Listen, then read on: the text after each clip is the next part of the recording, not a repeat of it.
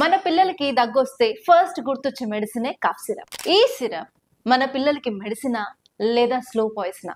అసలు ఈ ప్రాబ్లం ఏంటో చూద్దాం. ఈ దగ్గు మందు కల్తీ వల్ల రీసెంట్ గా రాజస్థాన్, మధ్యప్రదేశ్ లో 12 మందికి పైగా చిన్నారులు చనిపోవడం జరిగింది. అసలు రీజన్ ఏంటంటే కంటామినేషన్. ఇందులో కీ కంటామినెంట్స్ ఏంటంటే diethyl glycol and ethylene glycol. Diethylene glycol and ethylene glycol industrial solvents గా యూజ్ చేయడం జరుగుతుంది.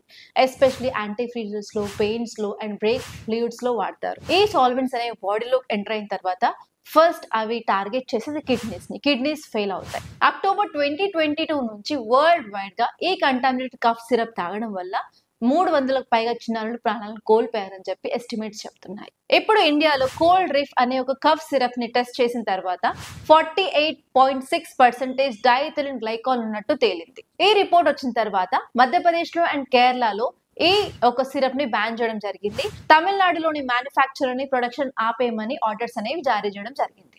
వరల్డ్ హెల్త్ ఆర్గనైజేషన్ అక్టోబర్ 2022 నుంచి diethyl glycol and ethylene glycol contaminated products గురించి అలర్ట్స్ కూడా ఇవ్వడం జరిగింది.